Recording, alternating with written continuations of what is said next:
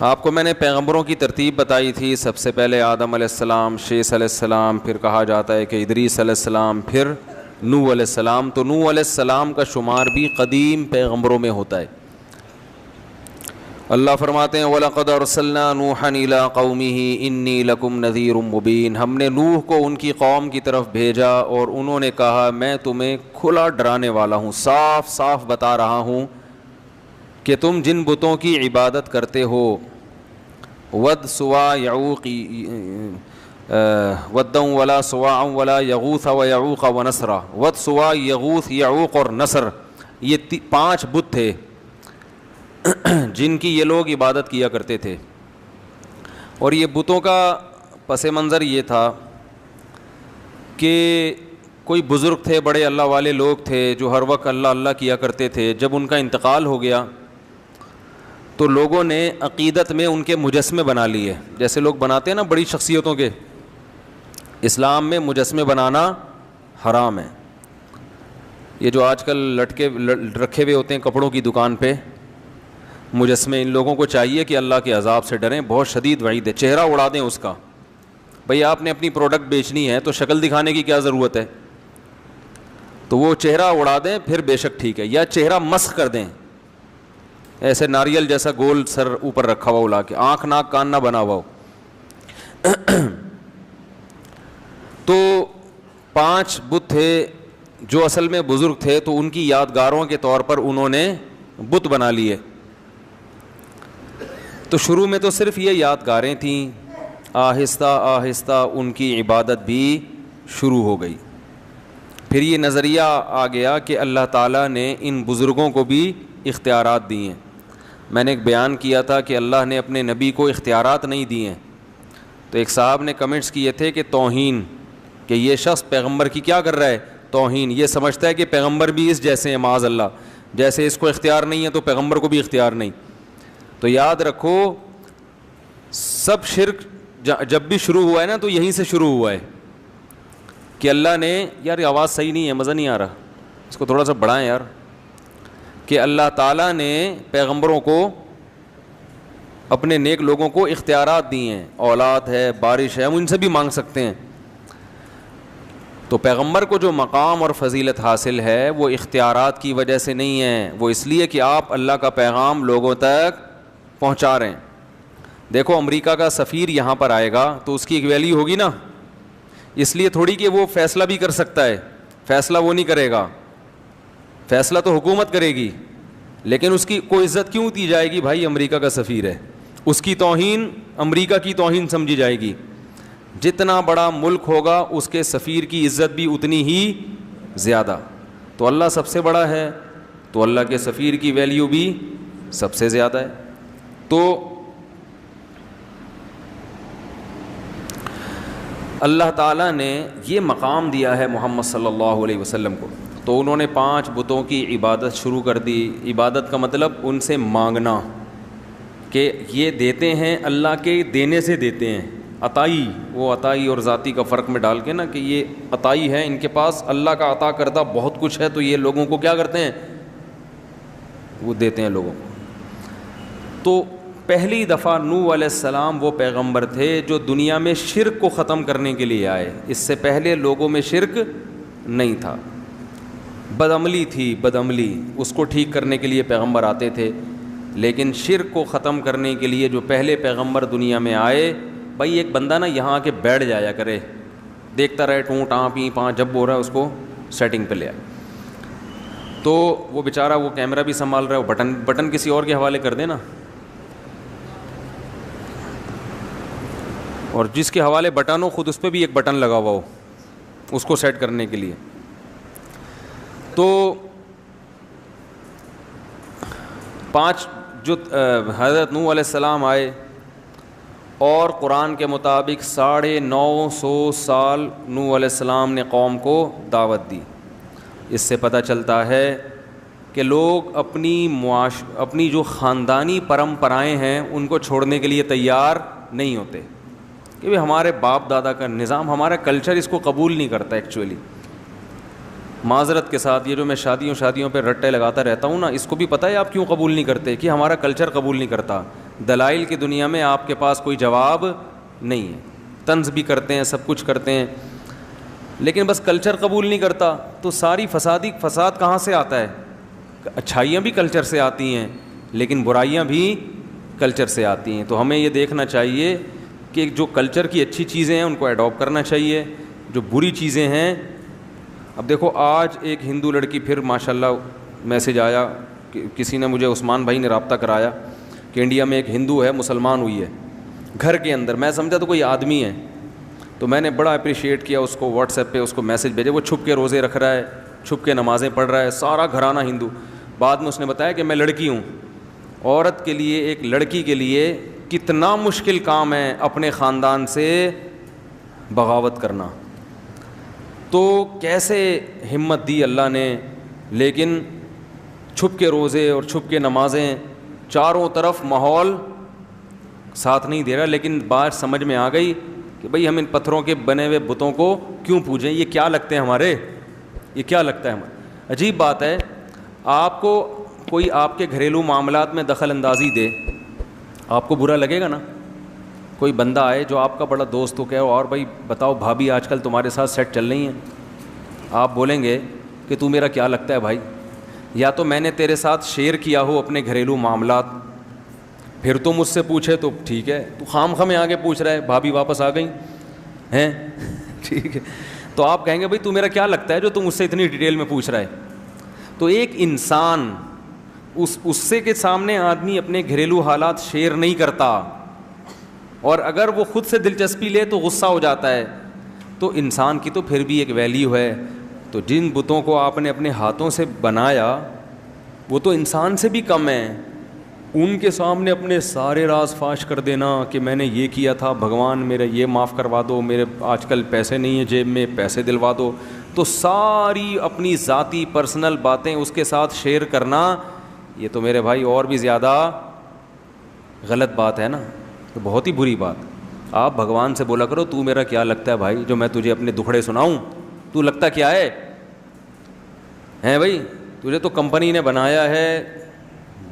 بس زیادہ نہیں بولوں گا میں. وہ ایک اور ہندو کا فون آ رہا ہے, وہ ہندو ہی ہے, وہ کہہ رہے یار آپ مذاق اڑاتے ہو ہندو مذہب کا. میں نے مذاق تو نہیں اڑایا بھائی کبھی. خیر, تو اللہ ہدایت دے, عقل سلیم عطا فرمائے. تو نوح علیہ السلام نے 950 سال دعوت دی ہے, 40-50 سے زیادہ لوگ ایمان نہیں لائے, 40-50. اور دن میں بھی پکارا, رات کو بھی پکارا, ربی انی دعوت قومی لیلا و نہارا, دن میں بھی گیا رات کو بھی گیا. اور کیا ہو گیا تھا کہ دیکھ کے نا آنکھوں میں کانوں میں انگلیاں ڈالنے لگے تھے لوگ. اس وقت عمریں لمبی ہوتی تھیں لوگوں کی, قد بھی بڑے لمبے ہوتے تھے. نبی صلی اللہ علیہ وسلم نے فرمایا آدم علیہ السلام کا قد 60 گز تھا. 60 گز کتنا ہوگا بھائی, یہاں سے وضو خانے تک. پاؤں کتنے بڑے بڑے ہوں گے بھائی, آنکھیں, بہت اللہ نے قد دیے تھے پہلے لوگوں کو. گھستے گھستے اتنے سے ہو گئے. اس زمانے میں تو بچے اتنے بڑے پیدا ہوتے تھے, بلکہ اس سے بھی بڑے بچے پیدا ہوتے ہوں گے. میں سوچتا ہوں اس زمانے کا انسان ہم لوگوں کو دیکھ لے, جیب میں ڈال کے چلا جائے گا, بولے گا یہ کیا ہو یار تم لوگ ہو کیا. اور فن خوانی ایسے ہے, محلے کے دادا ایسے بنے ہوئے ہوں گے. تو چونٹیاں ہیں ہم لوگ تو ان کے مقابلے میں. تو عمریں بھی لمبی تھیں اور قد بھی لمبے تھے. ہوتے ہوتے اتنے سے رہ گئے ہم لوگ. اب آگے پتہ نہیں کیا ہوگا. یہ اگر سب چائنیز بن گئے فیوچر میں جا کے تو پتہ نہیں کیا ہوگا. تو وہ چائنیز اتنے چھوٹے چھوٹے, تھائی لینڈ کے لوگ نا, ہم لوگ جب تھائی لینڈ میں لفٹ میں سوار ہوتے تھے تو لفٹ پہ لکھا ہوتا تھا 10 آدمیوں کی جگہ ہے. تو ہم بھی 5 ہی آتے تھے کہ لفٹ کا سائرن بجنا شروع ہو جاتا تھا. ہم حیران ہوتے, آواز صاف آ رہی ہے آپ لوگوں کو, ہم حیران ہوتے کہ یار جگہ تو 10 آدمیوں کی ہے, 5 کے بعد ہی یہ سائرن بجنا شروع. تو ایک دن کسی نے بتایا یہ 5 تھائی لینڈ کے لوگوں کی ہے, انڈین پاکستانی کے 5 نہیں ہیں. وہ اتنے سے ہوتے ہیں نا تو ان کے حساب سے 5 آدمی رکھے ہوئے, 10 آدمی رکھے ہوئے انہوں نے. تو ہم لوگ والے 5 بھی کافی ہیں. تو اگر کوئی لاہور کا چلا گیا تو وہ 1-2 ہی کافی ہو جائے گا. تو نوح علیہ السلام نے دن میں بھی پکارا، رات کو بھی پکارا، ربی انی دعوت قومی لیلا ونہارا فلم یزدہم دعائی الا فرارا۔ نفرتیں کم ہونے کے بجائے بڑھتی گئیں، کیونکہ پیسے نہیں دے رہے تھے نا۔ آج درس قرآن کرو، اس کے بعد افطاری کی دعوت کرو تو دیکھو کتنے لوگ آئیں گے، چائے پلاؤ تو دیکھو کتنے، فری میں کرو نہیں آتے لوگ۔ ہر چیز میں لوگوں کو پیسہ چاہیے، کھانا پینا چاہیے، تو کیونکہ پیسے نہیں دے رہے تھے تو لوگوں کو آپ کی دعوت سمجھ میں نہیں آ رہی تھی۔ بالآخر ایک وقت آیا، اب میں تھوڑے سے وہ کلام پڑھ کے سناتا ہوں۔ اللہ تعبدوا الا اللہ، آواز گونج رہی ہے، مجھے سمجھ میں نہیں آ رہی، پتہ نہیں آپ لوگ کو کیسے، اس کو ذرا کنٹرول کریں بھائی آواز کو۔ نوح علیہ السلام نے کہا کہ اللہ کے سوا کسی کی عبادت مت کرو، غلامی صرف کس کی ہوگی؟ اللہ کی۔ دعا صرف کس سے مانگی جائے گی؟ اللہ سے۔ ان بزرگوں سے مت مانگو۔ انی اخاف علیکم عذاب یوم علیم، دردناک عذاب کا خطرہ ہے، دردناک عذاب کا۔ فقال الملأ الذین کفروا من قومہ، قوم کے بڑے بڑے لوگوں نے، سرداروں نے کہا، جو اپر لیول لوگ تھے نا، دولت مند وڈیرے، اس ٹائپ کے لوگوں نے کہا، ما نراک الا بشرا مثلنا، آپ تو ہماری طرح کے انسان ہو، آپ تو ہماری طرح کے انسان ہو۔ ہر پیغمبر کو یہ طعنہ ملا ہے کہ تم ہماری طرح کے انسان ہو، تو کبھی بھی اللہ نے اس کا جواب یہ نہیں دیا کہ ان سے کہہ دے نہیں میں تمہاری طرح کا انسان نہیں ہوں، بلکہ مجھے کچھ الگ سے طاقتیں ملی ہیں، ایسا کبھی بھی نہیں۔ ہر پیغمبر نے کہا کہ ہم نے کب کہا کہ ہم انسان نہیں ہیں بھائی، اور ہم نے کب کہا کہ ہم یہ کچھ کر سکتے ہیں؟ ہماری دعوت کو فوکس کرو کہ ہم جو دعوت دے رہے ہیں وہ ٹھیک ہے یا نہیں ہے۔ یہ مت دیکھو کہ دعوت دینے والا انسان ہے یا فرشتہ ہے، بہت مشکل ہے بھائی۔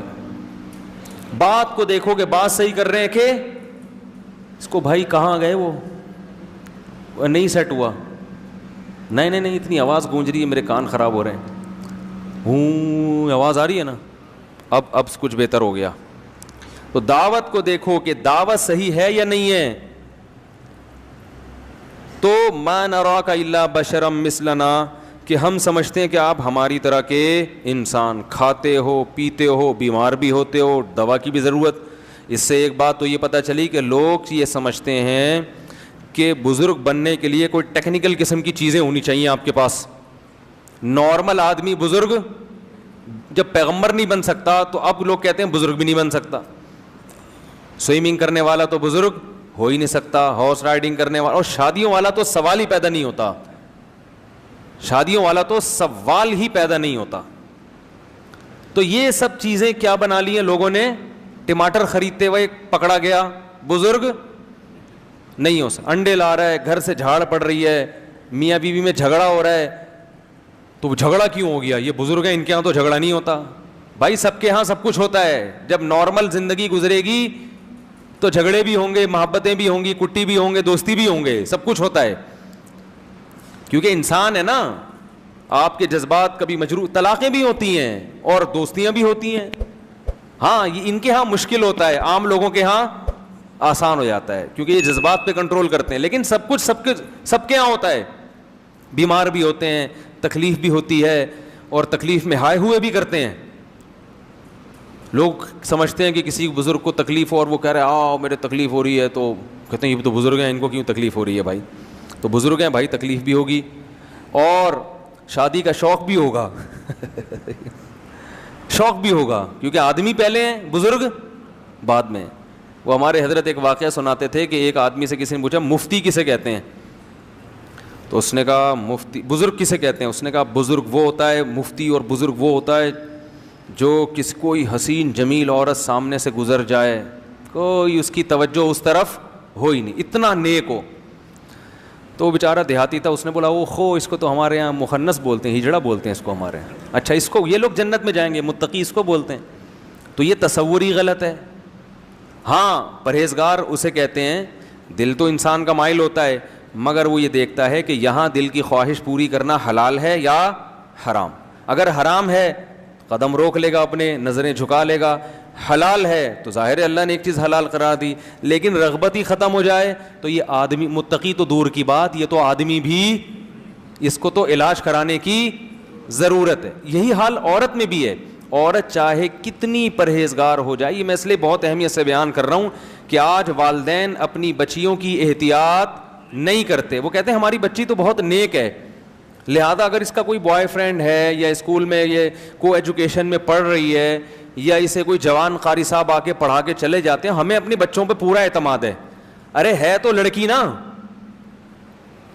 وہ کوئی اور جنس تو نہیں بن گئی نا. اگر وہ لڑکی ہے, عورت ہے, تو اس کی مردوں کی طرف اٹریکشن ہوگی. کوئی بھی ہینڈسم اس کو نظر آئے گا, کوئی کسی کے بھی اسٹائل اچھے لگیں گے تو اس کی طبیعت اس کی طرف مائل ہوگی. اس کا تعلق نیک یا برے ہونے سے نہیں ہے, اس کا تعلق مرد اور عورت ہونے سے ہے. تو لہذا شریعت نے کیا کہا؟ نظر کی حفاظت. تبھی میں لوگوں کو بتاتا ہوں, کسی خاتون کو کسی عالم کا بیان سننے سے فتنہ پیدا ہو رہا ہے, بجائے اصلاح کے اس کی طرف طبیعت مائل ہو رہی ہے, عشق پیدا ہو رہا ہے, فوراً اس کے بیانات بند کر دے. یہ شیطان ہے جو دین کے لیبل سے کیا کر رہا ہے؟ گمراہ کر رہا ہے. فوراً اس کے بیانات سننا بند کر دے, کیونکہ وہ عشق پیدا ہوگا اور یہ عشق فائدے کے بجائے کیا پہنچائے گا؟ نقصان. پھر سننا درست نہیں ہے. ہمارے حضرت کے پاس ایک خاتون کا فون ہے, قاری صاحب تھے پنجاب کے, بڑی خوبصورت آواز تھی ان کی, لوگ تقریر سنتے تھے. تو ایک خاتون جو تھی ان کی آواز پہ لٹو ہو گئیں. آڈیو کیسٹیں ہوتی تھیں اس وقت, ویڈیو ہوتی بھی نہیں تھی. اب وہ خاتون تھیں, وہ نے حضرت کو فون کیا, میں پورا دن پوری رات انہی کے بیان سنتی رہتی ہوں میرے, اور وہ ظاہر ہے فیلنگ کچھ پیدا ہونا شروع ہو گئی. تو حضرت نے فرمایا آپ کے لیے ان کے بیان سننا جائز, کیونکہ معاملہ کسی اور طرف جا رہا ہے. تو مرد ہو یا عورت ہو بھائی, وہ ان کی جنس تھوڑی تبدیل ہوگی, تو اس لیے اپنی بچیوں کو بوائے فرینڈ سے بچائیں, ٹھیک ہے نا, لڑکوں کے ساتھ میل جول سے بچائیں. ہم نے بڑی بڑی نیک لڑکیاں بگڑتے ہوئے دیکھی ہیں, گھروں سے بھاگتے ہوئے دیکھی ہیں.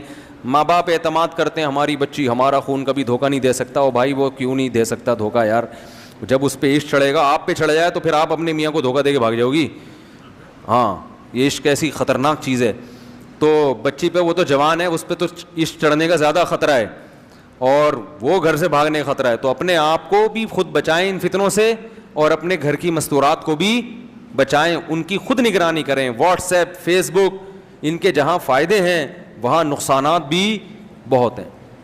نقصانات کی فہرست اگر ہم بیان کرنا شروع کریں تو آپ کانوں کو پکڑ لیں گے. ایسے ایسے گھر تباہ ہوئے ہیں ان چیزوں سے, تو ان کو کنٹرول میں رکھنا ضروری ہے. جوان بیٹی کو موبائل لے کے دینے کی ضرورت نہیں ہے, اور اگر دیا ہے کسی ضرورت سے تو اس کو چھپ کے بات نہ کرنے دیں. سے بولیں بیٹا جب گھر میں موجود ہیں سب, تو نمبر سب کے سیو ہونے چاہیے. ان نون کال آپ کو ریسیو کرنے کی اجازت, بولو نا بھائی, نہیں ہے. یہ بچیوں کو بتا دیا جائے, سب کے نمبر سیو کر لو, اور خام میں ایسا موقع دینا جس سے بدگمانی ہو, یہ درست نہیں ہے. تو یہ سب نگرانی ہوگی تو صالح معاشرہ وجود میں آئے گا. بے لگام چھوڑ دیا کہ ہم سب نیک ہیں, تو شیطان کس لیے بنائے بھائی ہیں؟ سارے ہی نیک ہو تو جہنم میں کون جائے گا ہیں؟ ویسے ہی 4 آدمی, چلیں چھوڑیں وہ پھر زیادہ ہو جائے گا. تو نوح علیہ الصلاۃ والسلام نے سمجھایا تو قوم کیا کہتی ہے؟ ما نراک. ہاں تو میں بتا رہا تھا پیغمبر بھی بشر ہوتے تھے. مالی ھذا الرسول یاکل الطعام ویمشی فی الاسواق. نبی کو پتہ ہے کیا تانے دیتے تھے مشرکین؟ یہ کیسا, یہ تو سید الانبیاء ہے, یہ تو تمام پیغمبروں کا سردار ہے. یاکل الطعام, یہ تو کھانا بھی کھاتا ہے. ویمشی فی الاسواق, یہ تو بازار میں خریداری بھی کرتے ہیں.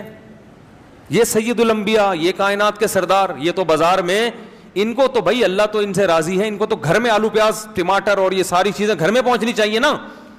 یہ تو اللہ سے دعا مانگے ایک دم سب کچھ آ جائے گھر میں. یہ پیغمبر ہو کے بازار میں خریداری کر رہے ہیں. لولا انزل الیہ کنز, آسمان سے خزانے کیوں نہیں اترتے ان کے اوپر؟ فرعون نے کیا تانا دیا موسیٰ علیہ السلام کو کہ میرے پاس دنیا کی ہر نعمت ہے, یہ تو غریب ہے, مسکین ہے, طاقت تو میرے پاس ہے, اگر اللہ ان سے خوش ہے تو پاور مجھے کیوں دی, ان کو کیوں نہیں دے دی اللہ نے؟ نہیں آ رہی بات. فرعون پتہ کیا کہتا تھا؟ میرے اوپر خزانے نازل ہوئے ہیں یا ان کے اوپر؟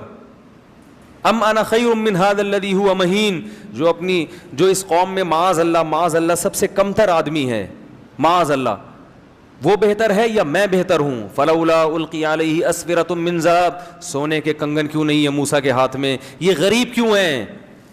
یہ غریب کیوں ہیں؟ اگر اللہ ان سے خوش ہے تو یہ اللہ سے دعا مانگے سارے خزانے ان کے پاس آ جائیں، خزانے میرے پاس اور یہ غریب۔ تو ہمیشہ پیغمبروں کو الزام کیا لگا ہے؟ یہ ہماری طرح کے انسان، بلکہ بعض لوگوں نے الزام لگایا معاذ اللہ یہ ہم سے بھی بدتر ہیں، معاذ اللہ۔ تو اللہ کی نظر میں نبوت یا ولایت یا بزرگی کا یہ معیار نہیں ہے۔ بزرگ بیمار بھی ہوتے ہیں، ان کو کھانسی بھی ہوتی ہے، کولیسٹرول بھی آ سکتا ہے، کولیسٹرول کم بھی ہو سکتا ہے، ہارٹ اٹیک بھی ہو سکتا ہے، وہ ڈر بھی جاتے ہیں بعض دفعہ چیزیں دیکھ کے۔ موسیٰ علیہ السلام کلیم اللہ سانپ دے کے بھاگ گئے تھے، لاٹھی کو پھینکا سانپ بنی، قرآن کہہ رہا ہے موسیٰ علیہ السلام بھاگے، وَلَمْ يُعَقِّبْ، اور پیچھے مڑ کے نہیں دیکھا۔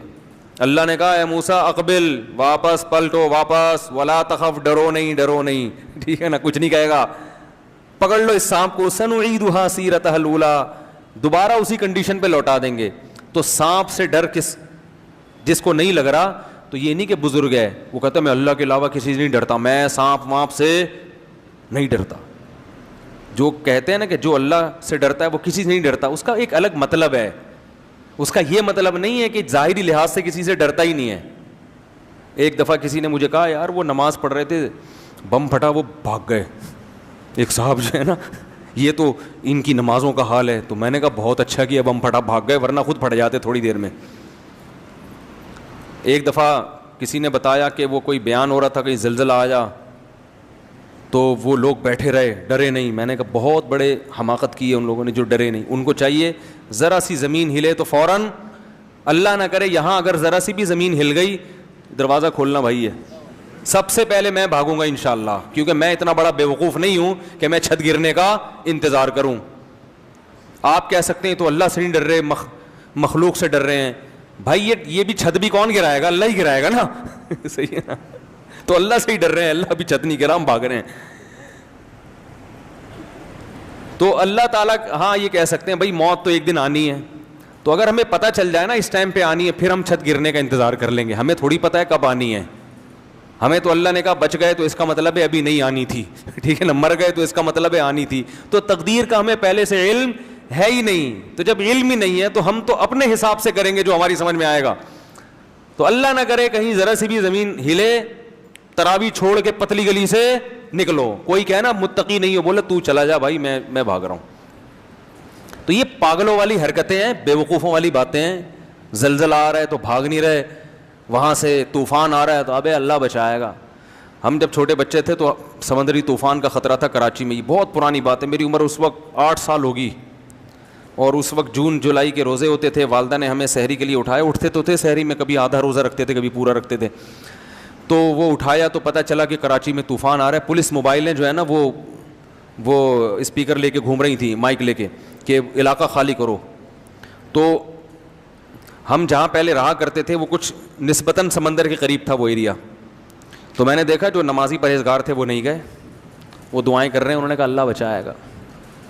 تو اللہ تو بچائے گا، آپ دعائیں بھی کرو، گاڑی میں بھی دعائیں ہو سکتی ہیں، بس میں بھی ہو سکتی ہیں دعائیں، بھاگو بھی اور ساتھ ساتھ دعائیں بھی کرو۔ وہ تو اللہ کا ویسے ہی فضل ہو گیا کہ وہ کہیں اور چلا گیا طوفان، کراچی بچ گیا، لیکن یہ پرلے درجے کی حماقت۔ کہیں سمندری طوفان کا خطرہ ہو، جتنی پتلی گلیاں ہیں، صحیح ہے نا، بھاگو۔ ہاں بچے چھوڑ کے نہ بھاگو، بیوی بچے، وہ بھی ہماری طرح کے انسان ہیں، تو پہلے ان کو بس میں بٹھاؤ، اس موقع پر توکل کیا جائے گا کہ یار پہلے ان کی جان بچانے کی فکر کرو، پھر اپنی۔ اس دوران اگر شہید مر گئے تو شہادت کا اجر ملے گا کہ دیکھو اپنے بچوں کی خاطر اس نے جان دے دی۔ ایسا نہ بھاگو کہ ان کو چھوڑا اور نکل لیے، پہلے ان کو سیف سائڈ، پھر خود نکلو وہاں سے، لیکن نکلو ضرور۔ تو یہ بزرگی کی، تقوی کی جو عجیب سی ہم لوگوں نے ایک، وہ ملا نصیر الدین کے واقعات بڑے مشہور ہیں نا، وہ بڑے ہوشیار آدمی تھے۔ ایک دن ایک آدمی جو تھا وہ بارش میں چھتری لے کے جا رہا تھا، ملا نے کہا بتاؤ، ملا نصیر نے کہا بتاؤ بارش اللہ کی نعمت ہے یا نہیں؟ اس نے کہا ہے۔ اس نے کہا اس اللہ کی نعمت سے جان چھڑا رہے ہو یار تم ہیں؟ جگہ جگہ قرآن میں اللہ نے کہا ہے کہ یہ بارش کیا ہے؟ اللہ کی نعمت، اللہ نعمت دے رہا ہے اور تم اپنے آپ کو بچا رہے ہو۔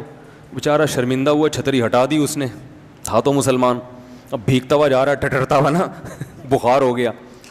اگلے دن پھر بارش ہوئی تو ملا صاحب چھتری لے کے جا رہے ہیں. اس نے بولا یہ تو اللہ کی رحمت ہے, بچ کیوں رہے ہو؟ اس نے کہا میں گناہ گار, اللہ کی اس رحمت کو اپنے پاؤں سے روندوں یہ مجھ سے برداشت نہیں ہوتا, یہ پانی میرے پاؤں کے نیچے آ کے گرے ہیں, میں گناہ گار, ایسا گناہ گار, میں اس نعمت کا مستحق کہاں اس نعمت, ایسے کر کے ڈیڑھ ہوشیاری. تو یہ جو استثاء کے تقوی کی ترغیب دیتے ہیں نا آپ کو, یہ خود بڑے ڈیڑھ ہوشیار ہوتے ہیں, ٹھیک ہے نا. جیسے ہی زلزلہ آئے گا سب سے پہلے یہ فرار ہوں گے. تو اللہ نہ کرے کہیں زلزلہ آئے, ذرا سا بھی جھٹکا ہو, فوراً لازم ہے گھر سے باہر نکل کے گلی میں آ جاؤ, اس میں فنڈر گیری, وہاں کھڑے ہو کر دعائیں مانگو, چلتے ہوئے بھی ذکر کرو, اور بچوں کو بھی نکالو اپنے, اور اس میں بہت احتیاط کی ضرورت ہے ان چیزوں میں. خیر, نبی نے فرمایا جب نماز پڑھ رہے ہو اور سانپ نظر آئے تو آپ نے فرمایا نماز چھوڑ کے پہلے کیا کرو, سانپ کو مارو. ایسا بھی ہوتا ہے نماز پڑھ رہے ہیں گاؤں دیہات میں نا, بڑے خوش سانپ نظر آیا, اب وہ سانپ سب کے تقوی کا امتحان لے رہا ہوتا ہے. وہ سانپ جو ہے نا تقوی کا کیا لے رہا ہوتا ہے, دیکھوں کون نماز توڑتا ہے, کیونکہ وہ سمجھتے ہیں کہ جو توڑے گا وہ تقوی کے خلاف. تو توڑ دو بھائی. نماز کے دوران کوئی بیمار ہو کے گر جائے تو نماز توڑ کے اس کو اٹھا کے فوراً ہاسپٹل لے کے جاؤ. تو یہ بھی ہونا چاہیے کہ فوراً نماز توڑ کے بھائی اس کو ہاسپٹل لے کے جاؤ. کوئی بھی مسئلہ ہو, نماز کے دوران کوئی دہشت گردی کا خطرہ ہو, خدا نخواستہ کوئی آپ کو مشکوک آدمی نظر آیا, نماز توڑ کے فوراً اس کو پکڑو پہلے جا کے. سمجھ رہے ہیں, امام کو نظر آیا کوئی مشکوک آدمی محراب میں, بالفرض امام کو چاہیے فوراً پتلی گلی سے نکل جائے. تو یہ سب چیزیں ہمارے دین اور مذہب کا حصہ ہیں, ایسی احتیاطی تدابیر اختیار کرنا. اچھا میرے بھائی, تو وہ کیا کہنے لگے, ہماری طرح کے انسان ہیں, اور وما نراک تبعک الا الذین هم اراذلنا بادی الرائے.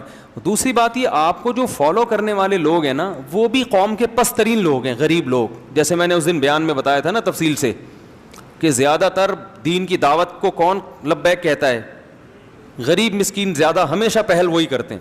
تو آپ کے پاس جو بیٹھنے والے لوگ ہیں وہ کیا ہیں, غریب مسکین. دوسری جگہ انہوں نے کہا ان کو ہٹاؤ تو پھر ہم آئیں گے. تو نوح علیہ السلام نے کہا یا قوم ارأیتم ان کنت علی بینۃ من ربی, بتاؤ میں اپنے رب کی طرف سے مضبوط دلیل پر ہوں, میں جو باتیں کرتا ہوں ان باتوں پہ بتاؤ کہ اعتراض ہے یا نہیں ہے, وہ دلیل کے لحاظ سے درست ہیں یا نہیں. یہ کہ میں بھی کھاتا ہوں, میں بھی پیتا ہوں, میں بھی بیمار ہوتا ہوں اور یہ غریب لوگ میرے پاس, یہ کوئی دلیل نہیں ہے.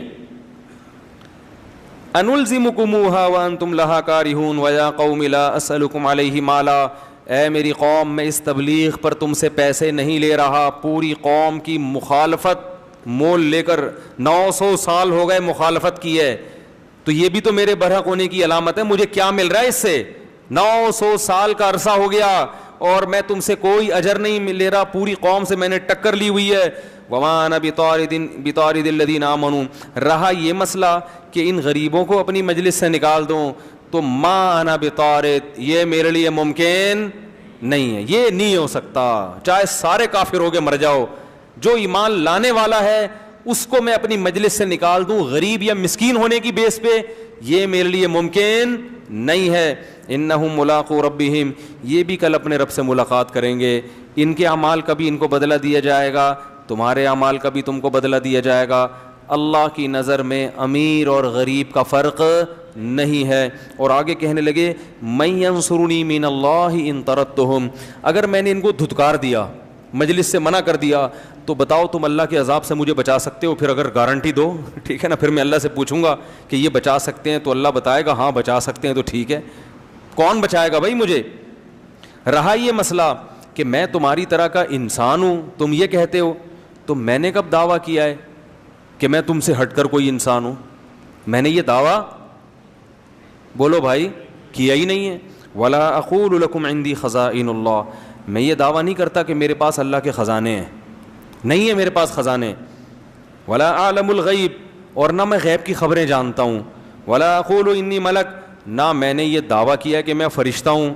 ولا اقول للذین تزدری اعینکم لن یؤتیہم اللہ خیرا, اور جن لوگوں کو تم ذلیل سمجھ رہے ہو ان غریبوں کو, ان کے بارے میں کبھی یہ دعویٰ ہی نہیں کرتا کہ اللہ ان کو جنت میں داخل نہیں کرے گا, یا یہ واقعی ذلیل لوگ ہیں, یہ تو تمہاری رائے ہے, میں اس رائے سے متفق نہیں ہوں. تو میں جو دعویٰ کر رہا ہوں نا اس پہ کوئی اعتراض کرو. جو دعوے میں نے کیے ہی نہیں ہیں وہ میرے مقابلے میں کیوں پیش کر رہے ہو بھائی؟ قالوا یا نوح قد جادلتنا, 950 سال جب اس اکھاڑ پچھاڑ میں گزرے ہیں نا, ہر وقت یہی باتیں, وہ یہ کہہ رہے ہیں, وہ یہ کہہ رہے ہیں, وہ یہ کہہ رہے ہیں.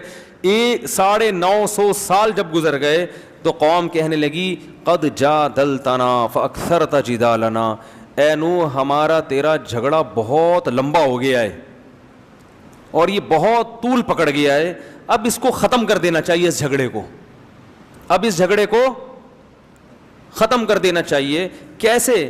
فاتنا بما تعیدنا ان کنت من الصادقین, جس عذاب کا تو وعدہ کرتا ہے نا اب وہ عذاب لے آ, ہم تو ایمان لانے والے نہیں ہیں, تو اپنی دعوت میں لگا رہے گا, ہم انکار کرتے رہیں گے. یعنی گویا بزبان حال یہ کہنا چاہ رہے ہیں کہ آپ کا بھی ٹائم ویسٹ ہو رہا ہے اور ہمارا بھی ٹائم ویسٹ, خام خواہ کی جنگ ہے جس کا نہ کوئی سر نہ کوئی پیر. تو اب ایسا کرو کہ آر یا پار, اگر تو عذاب لے آ تو سچا, تو نہیں لا سکا تو اس کا مطلب معاذ اللہ تو جھوٹا ہے. نوح علیہ السلام نے کیا کہا؟ انما یاتیکم بہ اللہ ان شاء, دیکھو اللہ اگر چاہے گا تو عذاب بھی آ جائے گا. وما انتم بمعجزین, لیکن جب آئے گا تو تم اللہ کو ہرا نہیں سکو گے. ولا ينفعکم نصحی ان اردت ان انصح لکم, اور افسوس کے ساتھ کہنے لگے میں نے تمہاری خیر خواہی چاہی تھی مگر تم اپنی خیر خواہی کو پسند نہیں کر رہے. ان کان اللہ یرید ان یغویکم, اللہ نہیں اگر تمہیں ہلاک کرنے کا ارادہ کر لیا ہے تو میں بھلا کیا کر سکتا ہوں. وأوحی الی نوح, اللہ فرماتے ہیں اس کے بعد ہم نے نوح علیہ السلام کو وحی کی کہ انہ لن یؤمن من قومک الا من قد آمن, اے نوح جتنے لوگ ایمان لا چکے ہیں نا اس سے زیادہ مزید کوئی آدمی ایمان نہیں لائے گا. دیکھو عذاب ٹلا ہوا تھا اس لیے کہ اللہ کو پتا تھا کچھ لوگ اور بھی ہیں جو ایمان لائیں گے, ان کے ایمان لانے کا انتظار ہو رہا تھا. جب آخری شخص ایمان لایا ہے تو اللہ کے علم میں تھا کہ اب کوئی ایمان نہیں لائے گا. تو آپ دیکھو اللہ نے 950 سال تک اس آخری فرد کا بھی انتظار کیا ہے جس کے ایمان لانے کی امید ہے. اس سے پتہ چلتا ہے کہ اللہ کی نظر میں ایمان کی کتنی بڑی ویلیو ہے. یہ جو آج غیر مسلمانوں کو تانے دیتے ہیں نا, تم ترقی میں پیچھے, لوڈ شیڈنگ, IMF کے قرضے, کرپٹ حکمران, تم تیسری دنیا کے گرے پڑے نیچ لوگ, یہ ہم نیچ ہیں جس کی وجہ سے اللہ نے اس دنیا کو باقی رکھا ہوا ہے کیونکہ اللہ کا نام لیتے ہیں. حدیث میں آتا ہے جس دن جب تک ایک شخص بھی اللہ کا نام لیتا رہے گا اللہ اس کائنات کو تباہ نہیں کرے گا. جس دن وہ آخری شخص دنیا سے گیا جو اللہ اللہ کیا کرتا تھا, اللہ ان سائنسدانوں کی ترقی اور یہ IMF کی معیشت اور ان کے قرضے اور ان کی آسمان سے باتیں کرتی ہوئی ترقی کو خاطر میں نہیں لائے گا, ایک دم اس کائنات کو تباہ کر دے گا. کیونکہ اللہ نے یہ بنائی ہے اپنے لیے, تو جب اللہ کو ماننے والے ہی نہیں بچیں گے تو اللہ بتا دے گا یہ تم اس کائنات کے بادشاہ تم نہیں ہو. بڑی قدر ہے اللہ کے ہاں کس کی؟ ایمان والوں کی. اس لیے میں کہتا ہوں جو لوگ یورپ اور مغرب جا کے کافروں میں رہ کے ایمان سے دستبردار ہو جاتے ہیں وہ اپنا بہت بڑا خسارہ کر رہے ہیں. قرآن میں جگہ جگہ اللہ نے کہا لا یغررک تقلب الذین کفروا فی البلاد, غیر مسلموں کی ترقی دیکھ کر متاثر مت ہو. ایک جگہ تھوڑی ہے قرآن میں, جگہ جگہ ہے لا یغررک, یہ چیز تمہیں دھوکے میں نہ ڈال دے. ہمیشہ اسی چیز نے لوگوں کو دھوکے میں ڈالا ہے. فرعون کے مقابلے میں موسیٰ کے ماننے والے کم کیوں تھے؟ ترقی کس کے پاس تھی؟ فرعون کے. حکومت کس کے پاس تھی؟ پالیسیاں کون بناتا تھا؟ فرعون. لوگ کہتے تھے یار یہ تو اپنی جان بچاتے پھر رہے ہیں. پاور کس کے پاس ہے؟ فرعون کے. تو زیادہ پلڑا کس کی طرف تھا؟ فرعون. قارون کے ماننے والے بولو نا زیادہ. اسی طرح آج بھی یہی ہے دنیا میں ہمیشہ. اور اللہ نے کیا فرمایا ایک اور جگہ پہ سورہ زخرف میں, فرمایا کہ اگر ہمیں یہ خطرہ نہ ہوتا کہ ایمان والے سارے ہی کافر نہ ہو جائیں تو ہم کافروں کو اس سے بھی زیادہ نوازتے جتنا ہم نے اب نوازا ہوا ہے. وَلَوْلَا أَن يَكُونَ النَّاسُ أُمَّةً وَاحِدَةً سورہ زخرف دیکھیں کہ اگر یہ خطرہ نہ ہوتا کہ یہ جتنے مسلمان ہیں سارے کافر ہو جائیں گے, یعنی بڑی آزمائش میں پڑ جائیں گے, تو پھر ہم کیا کرتے ہیں, لَجَعَلْنَا لِمَن يَكْفُرُ بِالرَّحْمَٰنِ, جو لوگ رحمان کا انکار کرتے ہیں, اللہ کو نہیں مانتے, اللہ کی نہیں مانتے, تو ہم کیا کرتے, لِبُيُوتِهِمْ سُقُفًا مِّن فِضَّةٍ, ان کے گھروں کی چھتیں چاندی کی ہوتی, لِبُيُوتِهِمْ سُقُفًا مِّن فِضَّةٍ وَمَعَارِجَ عَلَيْهَا يَظْهَرُونَ, ان کے گھروں کی سیڑھیاں چاندی کی ہوتی, وَزُخْرُفًا, کسی کی چاندی کی اور کسی کی سونے کی ہوتی, اور کیا, لِبُيُوتِهِمْ سُقُفًا مِّن فِضَّةٍ وَمَعَارِجَ عَلَيْهَا يَظْهَرُونَ وَلِبُيُوتِهِمْ أَبْوَابًا, ان کے گھروں کے دروازے سونے اور چاندی کے ہوتے. اتنی دولت دیتے مگر پھر آزمائش مسلمانوں کے لیے, اور پھر تو اور نیک لوگوں کو تانے ملتے, ابے تمہارے پاس ہے کیا, ابے تمہارے تو پلاسٹک کے لوٹے تمہارے ٹوٹے ہوئے ہوتے ہیں, تمہارے یہاں تو پانی کا انتظام نہیں ہے, اگر یہ اسلام برحق دین ہوتا تو مسلمان اتنا دنیا میں پٹتے کیوں, ساری ترقی تو وہ لے گئے, تم کیا کر رہے ہو. اتنے تانے ملتے کہ یہ جو تھوڑے بہت لوڈ شیڈنگ کے ستائے ہوئے لوگ اور کرپٹ حکمرانوں کے ستائے ہوئے لوگ, یہ اور زیادہ ایمان سے دور ہو جاتے. تو اللہ کرواتے ہیں کہ ابھی اتنا نہیں دیا جتنا ہم دینا چاہتے تھے. وجہ کیا ہے کہ ان کے لیے آخرت میں کچھ بھی نہیں ہے, کیونکہ اللہ کو نہیں مانتے, آخرت میں کچھ نہیں ہے ان کے لیے. اس کی مثال بالکل ایسے ہے کہ ایک باپ کے دو بیٹے ہوں, ایک فرما بردار اور ایک نافرمان. باپ کی اربوں خربوں کی جائیداد ہے, اربوں خربوں کی جائیداد ہے باپ کی, لیکن باپ کیا کر رہا ہے کہ ایک بیٹا جو نہیں مانتا اس کو پیسے دیتا ہے جیب خرچی, اور جو بیٹا مان کے چلتا ہے اس کو زیادہ لفٹ نہیں کراتا, اس کو صرف گٹکے کے 5 روپے 20 روپے یہ پکڑا دیا, سگریٹ اور رکشے کا کرایہ دے دیا, اس سے زیادہ نہیں. اب کوئی محلے والا آئے بولے یار یہ آپ کی مانتا نہیں ہے, اس کو تو آپ جیب خرچی دے رہے ہو اور وہ کچھ بھی نہیں مانتا, وہ آپ کی اتنی فرما برداری کرتا ہے. تو باپ جواب میں کہتا ہے بھائی پوری پراپرٹی اس کے نام کر چکا ہوں میں, اس کے لیے کچھ بھی نہیں چھوڑا, تو بس اس کو تھوڑا بہت دے رہا ہوں میں, اس کو اس لیے نہیں دے رہا کہ میرے مرنے کے بعد ساری پراپرٹی کس کی ہے, اس کی ہے, اس کو تو آگ کر چکا ہوں میں. تو اللہ تعالیٰ نے جو اللہ کو نہیں مانتے آخرت سے ان کو آگ کر دیا ہے, کچھ نہیں ملے گا. مثل الذین کفروا بربہم, جو لوگ اپنے رب کا انکار کرتے ہیں, اعمالہم کرماد, ان کے عمل کی مثال راکھ کے ڈھیر کی طرح ہے, راکھ کا پہاڑ. بجری کی ریت تھوڑی سی بھی ہونا وزن ہوگا, اور راکھ کا پورا پہاڑ ہو پھونک مارو اڑ جائے گا. تو دیکھنے میں بہت ہے, وزن میں زیرو.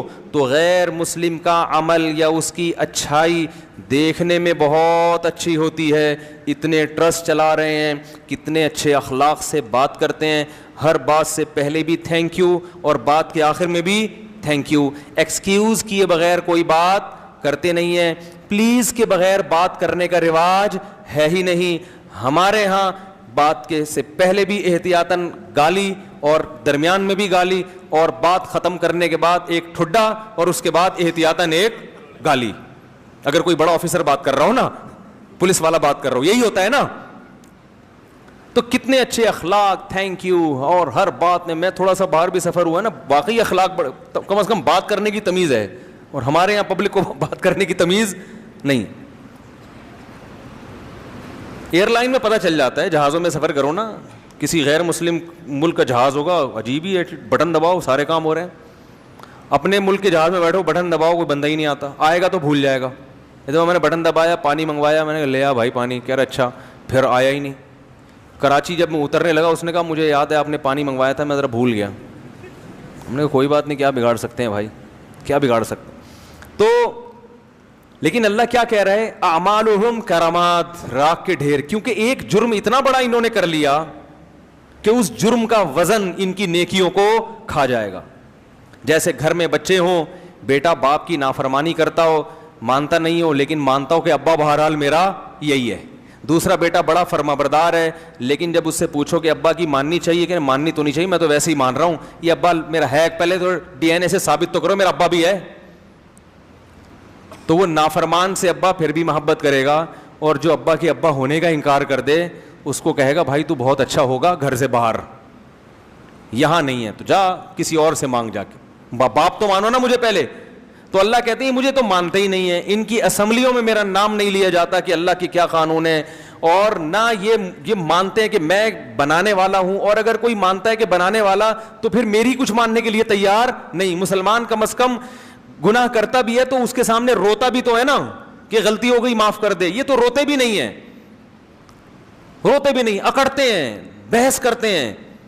اس لیے ایمان سب سے بڑی نعمت ہے. تو 950 سال اللہ انتظار کرتے رہے کہ کسی ایک کافر کے دل میں بھی ذرا سی لچک ہے, اللہ کو پتا تھا یہ آئے گا, آ گیا. جب وہ آخری شخص آیا ہے اللہ نے کہا اب کوئی مزید نہیں آئے گا. اب ان کو زندہ رکھنے کا نقصان یہ ہے ولا یلدوا الا فاجرا کفارا, یہ ایسی اولادیں پیدا کریں گی جو جہنم کی آگ کا ایندھن بنیں گی. ایسی اولادیں پیدا کرنے کے لیے ان کو دنیا میں چھوڑنا یہ انسانیت پہ رحم نہیں ہے. ان کی اولادیں بھی ایسے ہی نکلیں گی. تو کیسا اللہ نے ایمان کی قدر کی, اور یہی نبی صلی اللہ علیہ وسلم کو بھی حکم دیا. جب مشرکین نے کچھ صحابہ کو لے جا کے قتل کر دیا نا, آپ صلی اللہ علیہ وسلم بہت غضبناک ہوئے, اور کچھ قبیلوں کے لیے آپ صلی اللہ علیہ وسلم بد دعائیں مانگنے لگے, فجر کی نماز میں قنوت نازلہ پڑھنے لگے. تو اللہ نے قرآن میں آیتیں نازل کی, لیس لک من الامر شیء او یتوب علیہم او یعذبہم, اے نبی آپ ان کے لیے بد دعا نہ کریں کیونکہ ان میں کچھ ایسے لوگ ہیں جن کو توبہ کی توفیق ملنے والی ہے. کچھ ایسے ہیں جن کو توبہ کی توفیق اللہ کے علم میں ہے کہ وہ ایمان قبول کر لیں گے. تو اللہ نبی کی بد دعاؤں کو ان کی طرف پھیرنا نہیں چاہتے. ابو سفیان مسلمان ہو گئے تھے, ابو جہل کے بیٹے اکرمہ, نبی تو سب کے لیے بد دعا کر رہے تھے نا جب بہت ستایا تھا انہوں نے, اور فرمایا کچھ ایسے ہیں جو ایمان قبول نہیں کریں گے تو اللہ ان کو خود عذاب دے دے گا. لیکن اس کے چکر میں ان لوگوں کو بھی بد دعائیں لگ رہی ہیں جن کی قسمت میں ایمان لکھا ہوا ہے. تو ایمان اتنی بڑی نعمت ہے, اتنی بڑی نعمت. تو 40 45 یا 50 لوگ ایمان لائے, اور جب وہ آخری شخص ایمان لایا ہے اللہ نے کہا اے نوح اب یہ لوگ ایمان نہیں لائیں گے. لن یؤمن من قومک الا من قد آمن فلا تبتئس بما كانوا يفعلون. اب کروں کیا ہے اللہ میں؟ نوح علیہ السلام کو اللہ نے حکم دیا, پیغمبر کو خود نہیں پتا ہوتا کہ اب ہوگا کیا, ہر چیز اللہ سے پوچھ رہے ہیں, غیب کا علم نہیں ہوتا. اللہ نے کہا وصنع الفلک, کشتی بنا. صناعت عمل کا لفظ نہیں ہے, صنعت کہتے ہیں بڑی محنت سے کاریگری سے کوئی چیز بنانا. کشتی بنا بِأَعْيُنِنَا, ہماری نظروں کے سامنے, ہماری آنکھوں کے سامنے, یعنی بالکل ہماری نگرانی میں ہم بتائیں گے کون سا پھٹا کہاں جوڑنا, کیونکہ نوح علیہ السلام کو کشتی بنانا تھوڑی جانتے تھے. ہم بتائیں گے کون سی کیل کہاں ٹھوکنی ہے, کتنا بڑا پھٹا لانا ہے, اس کا سائز کتنا ہوگا, کیونکہ ہمیں پتہ ہے کہ کیسا پانی آنے والا ہے. وَوَحْيِنَا وَلَا تُخَاطِبْنِي فِي الَّذِينَ ظَلَمُوا, اور اب ان ظالموں کے بارے میں مجھ سے کلام بھی مت کرنا. ایسا نہ ہو کہ آپ کو ان پہ ترس آنا شروع ہو جائے اور آپ کہیں کہ اللہ مزید مہلت دے دو. آپ کو اب ان کے حق میں دعا کرنے کی اجازت نہیں ہے.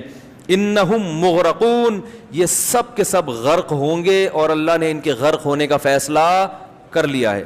یہ واقعہ تو قرآن میں بھی ہے, اس کو یہودی بھی مانتے ہیں اور اس کو عیسائی. یہ دنیا میں اتنا بڑا واقعہ ہوا تھا کہ تمام آسمانی کتابیں یا کوئی ایسی تاریخی ورق جو اس زمانے سے چلا آ رہا ہے, ان تمام کتابوں میں, صحیفوں میں یہ واقعہ موجود ہے. آج بھی تورات میں بھی ہے اور انجیل میں بھی ہے. تھوڑی انہوں نے تبدیلی تو کر لی, مگر اس طوفان کا اور اس بارش کا اور پوری دنیا کے انسانوں کا تباہ ہونا یہ تمام کتابوں میں لکھا ہوا ہے. تو اللہ نے فرمایا وَيَصْنَعُ الْفُلْكَ, نوح علیہ السلام کشتی تیار کر رہے تھے.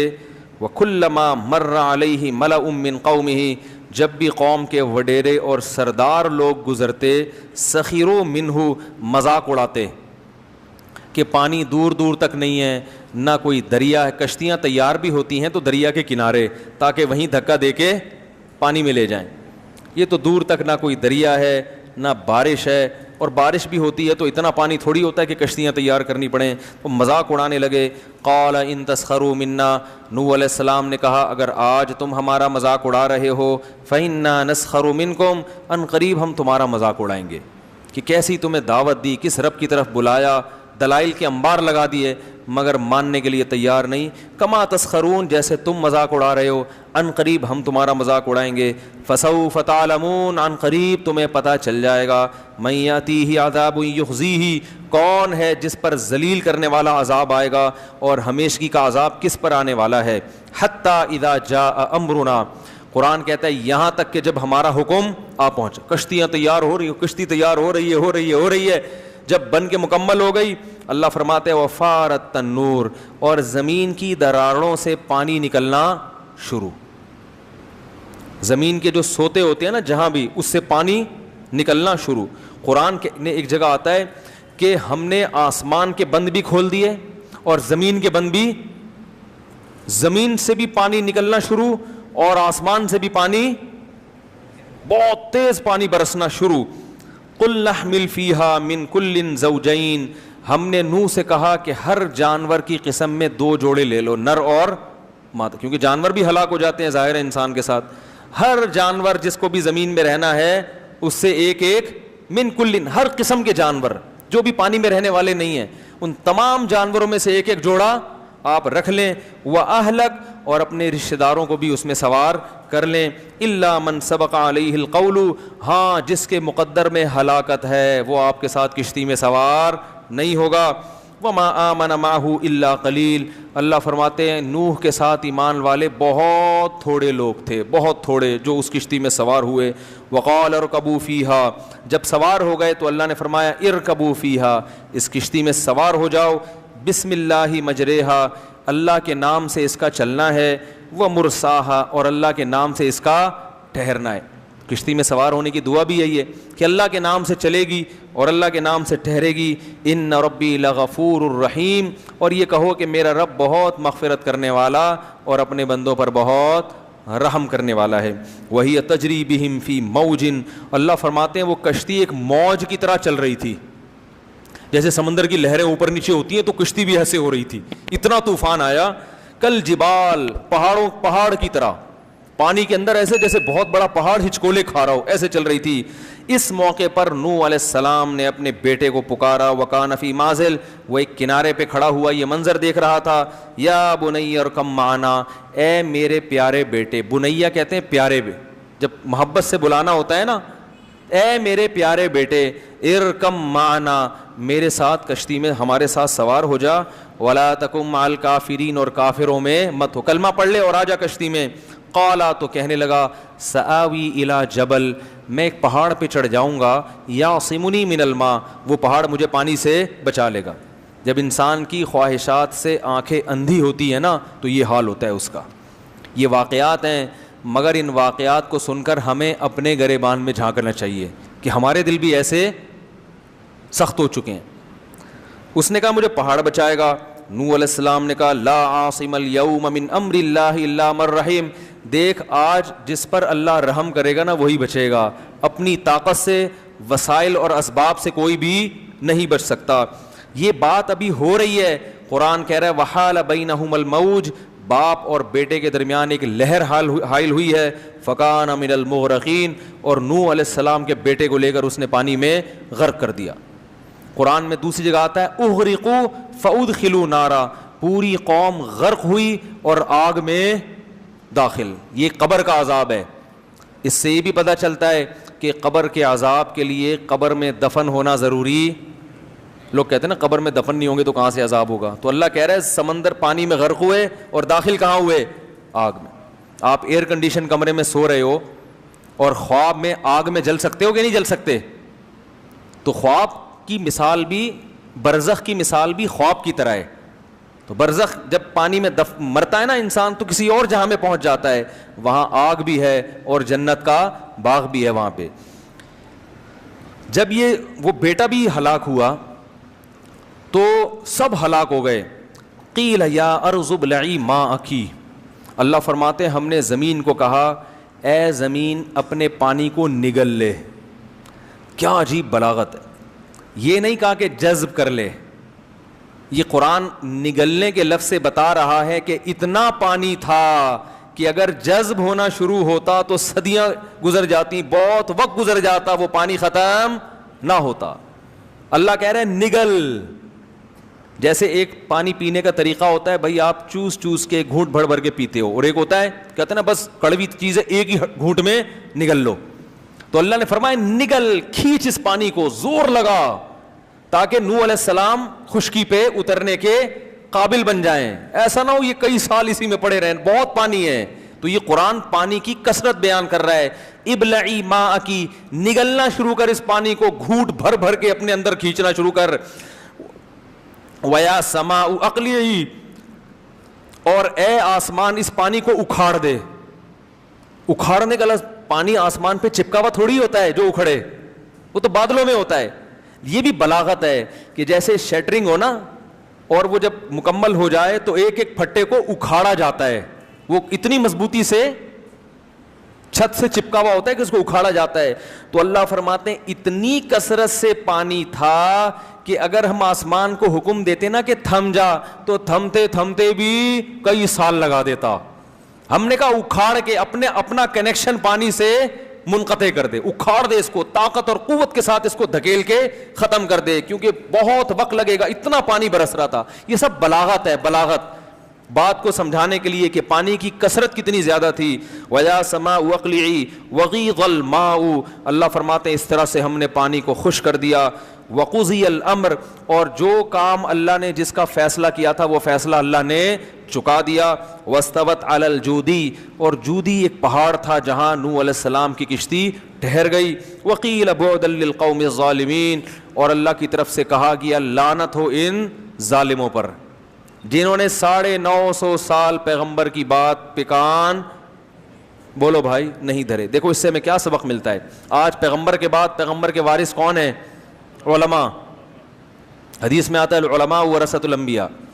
تو یاد رکھو جیسے پیغمبر کی دعوت کو ٹھکرانا ہلکا نہیں ہے, اسی طرح پیغمبر کا جو برحق وارث ہوگا وہ اگر آپ کو کوئی حق بات بتا رہا ہے, اللہ کی طرف بلا رہا ہے, اس کی دعوت کو ٹھکرانے کو بھی ہلکا مت سمجھا کرو. لوگ کہتے ہیں مولویوں نے, مولوی کہتے ہیں سود حرام ہے, بینک کی جاب چھوڑ دو, بہنوں کو وراثت دے دو, اور جناب کیا ہے وہ یہ جو ہے وہی وہ کہہ رہا ہے, اشارہ کر رہا ہے وہاں سے, یہ بچہ کہہ رہا ہے, یہ مجھے سکھا رہا ہے کہ کیا یہ 4 شادیاں کرو. تو وہ 4 نہ بھی کرو, طلاق یافتہ بیوہ عورتوں کو سہارا دو, ٹھیک ہے نا. اور کیا ہے, اولڈ ہوم میں ماں باپ کو جمع مت کراؤ, شراب مت پیو, اور ہمت کے ساتھ داڑیاں بھی رکھ لو. یار اللہ کے نبی کا حکم ہے عفو اللحا, زیادہ ڈر ہوتا ہے لوگ بھاگی نہ جائیں, اس لیے میں زیادہ اس موضوع کو چھیڑتا نہیں ہوں. تو یہ سارے احکامات ہیں. تو یہ مولوی کی اپنی دعوت نہیں ہے, وہ پیغمبر کی دعوت کو آپ تک ٹرانسفر کر رہا ہے. تو اس کو ٹھکرانے کو بھی ہلکا مت سمجھ. اگر عمل نہیں ہو رہا گڑ گڑاؤ اللہ کے سامنے, اللہ توفیق دے, مگر دعوت کو ٹھکرانا بڑا خطرناک ہے. اللہ یہ نہیں کہے گا کہ مولوی صاحب نے یہ کہا تھا, اللہ کہے گا, آپ بھی کہہ سکتے ہیں مولوی تو ہماری طرح کا آدمی ہے, ہم کیوں اس کو کیوں مانے ہم. تو یہی بات تو لوگ پیغمبروں کے ساتھ کرتے, ہماری طرح کے انسان ہیں. تو بھائی پیغمبر نے کیا کہا, دعوت دیکھو میری دعوت کیا دے رہا ہوں. اور پیغمبر تو کم از کم اتنا اہتمام تھا کہ پیغمبر جو دعوت دے رہے ہیں اس کی مخالفت نہیں. لیکن علماء میں اس بات کا امکان ہے کہ جس چیز کی طرف دعوت دے رہے ہوں اس پر عمل نہ کر رہے ہوں, اس کا امکان ہے, کیونکہ اللہ نے پیغمبروں کی حفاظت کا وعدہ کیا ہے, ہر مولانا کی حفاظت کا اللہ نے وعدہ نہیں کیا. البتہ علماء گمراہی پہ جمع ہو جائیں یہ نہیں ہو سکتا, سارے خراب ہو جائیں یہ نہیں ہو سکتا. تو آپ کو یہ نہیں دیکھنا ہے کہ بلانے والی کی شخصیت کون ہے, یہ دیکھنا ہے کہ بلا کس کی طرف رہا ہے. اللہ کی طرف بلا رہا ہے تو اس کی دعوت کو ٹھکرا نہیں سکتے آپ. یہ تبلیغ والے جو آتے ہیں نا دروازہ بجا کے کہتے ہیں ہمارے اندر دین آ جائے, تو لوگ سب سے ہلکی دعوت اس کو سمجھتے ہیں. اللہ کے ترازو میں سب سے بھاری دعوت یہ. آپ کے گھر پولیو کے قطرے والے بھی آتے ہیں, بچوں کو پولیو پلانا ہے, وہ بھی دعوت دیتے ہیں آپ کو, نہیں پلاؤ گے تو پولیس آ جائے گی تھوڑی دیر میں. آپ کے گھر میں پیپسی والے بھی آتے ہوں گے, بھائی 4 پیپسی پر 1 فری آج کل پیکج چل رہا ہے, بتائیں کتنی پیپسی چاہیے. برگر والے بھی آتے ہیں, پیزا والے بھی, بھائی یہ دیکھیں یہ برگر ہمارے ہاں یہ پروڈکٹ ہے. ایک دفعہ میں نے فون کر کے منگوا لیا تھا, صرف برگر تھا وہ, اس کے اندر 1-2 فارمیلٹی کے لیے چپس کے ساشے رکھے ہوئے تھے. تو خیر آتی ہیں کمپنیاں کہ یہ منگوائیں تو اس میں 4 پہ 1 فری, اس طرح کے پیکج ہوتے ہیں نا. آپ سنتے ہیں یار, سن تو لو کیا کہہ رہا ہے, ہو سکتا ہے کوئی فائدے کی بات ہو, کارڈ لے کے رکھ تو لیتے ہیں آپ, ہوتا ہے نا, صرف بیچنے آتی ہیں خواتین, دیکھا ہوگا آپ نے کہ یہ کمپنی ہے, یہ صرف ہے ہمارا, دکان سے لیں گے اتنے کا ملے گا, ہم سستے میں بیچ رہی ہیں. لوگ تھوڑی سی دعوت سن لیتے ہیں, لیکن تبلیغ والے جب آتے ہیں نا, دین ہمارے اندر آ جائے, ساری دنیا کے اندر آ جائے, لوگ کہتے ہیں یہ تو ٹائم ویسٹنگ کے علاوہ کچھ بھی نہیں ہے. تو بھائی یہ وہ چیز ہے جس کا آخرت میں کیا ہوگا.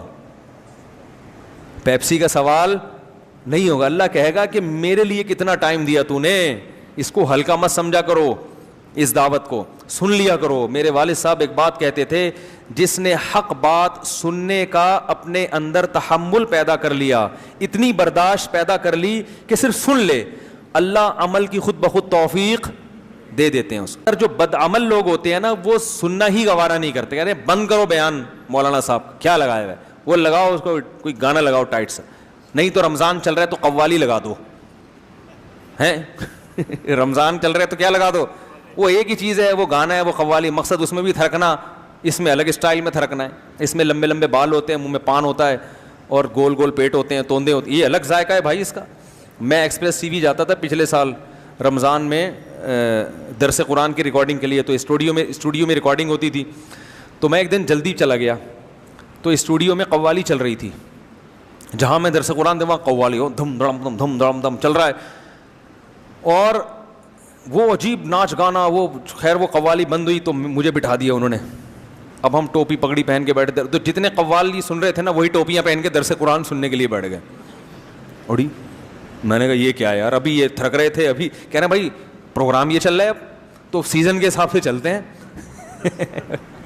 کس کے حساب سے بھائی, پروگرام کے حساب سے چلتے ہیں. وہ سارے صوفی بن کے بیٹھے ہوئے ہیں. تو ان میں ایک پہ بڑا اثر ہو گیا تھا, جب میں درس دیتا تھا تو وہ بڑا روتا تھا, اور پھر اس نے مجھ سے رابطہ بھی کیا. میں نے کہا چلو, ایک کو تو اللہ نے ہدایت دی, وہ اس نے کبھی بیچارے نے سنا ہی نہیں قرآن, تو اس پہ اثر ہو گیا تھا کافی, پتہ نہیں شارٹ ہو گیا مارکیٹ سے, تو اللہ کرے نیک بن گیا ہو. تو سب سے جو بڑی دعوت ہے نا اللہ کی نظر میں, وہ دعوت ہے جو لوگوں کو اللہ کی طرف بلائے. ومن احسن قولا ممن دعا الی اللہ, اللہ فرماتے ہیں اس سے اچھی بات کسی کی ہو ہی نہیں سکتی جو لوگوں کو اللہ کی طرف بلائے. بس یہ واقعہ جلدی سے ختم کرتا ہوں میں. تو اللہ نے فرمایا جب وہ پہاڑ پر ٹھہری ہے, ونادى نوح ربہ, نوح علیہ السلام نے اپنے رب کو پکارا. قال رب ان ابنی من اہلی, اے اللہ میرا بیٹا ہلاک ہو گیا, وہ تو میرا رشتہ دار تھا, میرے اہل میں سے تھا, اور تو نے وعدہ کیا تھا کہ میرے اہل و عیال میں سے کسی کو ہلاک نہیں کرے گا. اللہ نے کہا یا نوح انہ لیس من اہلک, وہ تیرے اہل میں سے نہیں تھا. انہ عمل غیر صالح, اس کا عمل ٹھیک نہیں تھا. اور پھر اللہ نے تنبیہ کی کہ مجھ سے دوبارہ ایسا سوال مت کرنا. نوح علیہ السلام نے اللہ سے استغفار کیا. اس کے بعد اللہ نے کہا یا نوح اہبط بسلام منا. اب پوری زمین میں اس وقت آبادی بھی ظاہر ہے کم ہوگی, اتنی تو نہیں ہوگی جتنی آج ہے, لیکن بہت بڑی خلقت ہلاک ہوئی ہے. تو نوح علیہ السلام اکیلے ان 40-50 آدمیوں کے ساتھ, باقی ساری انسانیت کیا ہو گئی, ہلاک. تو اللہ نے نوح علیہ السلام سے کہا اہبط, اس پہاڑ پہ اتریں آپ, اس سے نیچے اتریں, بسلام منا, میری طرف سے سلامتی, و برکات, اور برکتوں کے ساتھ. علیکا, یہ برکتیں آپ پر بھی ہوں گی, اور ان امتوں پر بھی جو آپ کے ساتھ ہیں, ان قوموں پر بھی جو آپ پر ایمان لانے والے لوگ ہیں, جو آئندہ نسل میں, سب پر اللہ کی طرف سے برکتیں. وَأُمَمٌ سَنُمَتِّعُهُمْ, لیکن کچھ وقت کے بعد پھر ایسی قوم آنے والی ہے جس کو میں دنیا کے فائدے پہنچاؤں گا, لیکن پھر ان کو بھی دردناک عذاب ہوگا. کچھ وقت تو یہ انسان تمیز سے چلیں گے, اس کے بعد پھر پیغمبر کی تعلیمات کو آہستہ آہستہ پھر وہی دنیا داری میں لگ جائیں گے. تو قرآن کہہ رہا ہے تلک من انباء الغیب, اے محمد صلی اللہ علیہ وسلم, یہ وہ غیب کی باتیں ہیں, نوحیہا الیک, جو ہم آپ کو بتا رہے ہیں. ما کنت تعلمھا انت, یہ باتیں آپ بھی نہیں جانتے تھے, ولا قومک, اور نہ آپ کی قوم جانتی تھی, آپ عالم الغیب نہیں ہیں. من قبل ھذا, میرے بتانے سے پہلے آپ نہیں جانتے تھے. فاصبر, لہذا جیسے نوح نے 950 سال صبر کیا ہے, آپ بھی ان مشرکین کی تکلیفوں پر صبر کریں. ان العاقبۃ, کیسا پیارا اختتام ہو رہا ہے اس واقعے کے, اینڈ کتنا اچھا ہے.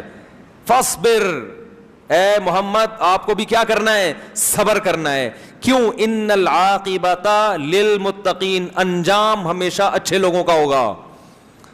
اس حالت کو نہ دیکھیں آپ، مکہ میں بلال پر پتھر رکھے جا رہے ہیں، خباب ابن ارت کو کوئلوں پہ لٹایا جا رہا ہے، اس کو نہ دیکھو، یہ دیکھو انجام کس کا اچھا ہوا.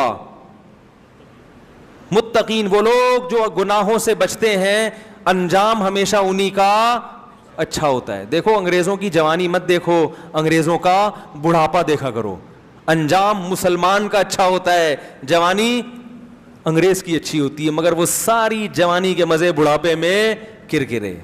کوئی محبت کرنے والا نہیں ہوتا، کوئی رونے والا نہیں ہوتا. روتے ہیں تھوڑا بہت، وہ بھی اولڈ ہاؤس سے اطلاع آ گئی کہ حضرت جی کا انا اللہ ہو گیا ہے، چلو یار وہیں دفنا دو، دیکھ لیں گے، بہت کم. تو اللہ تعالیٰ فرماتے ہیں والعاقبۃ للم، اور بالفرض دنیا میں اچھا ہو بھی جاتا ہو، اصل تو کیا ہے؟ آخرت. تو اللہ تعالیٰ ہمیں اس اور بھی واقعات ہیں، وہ پھر کل بتائیں گے انشاءاللہ.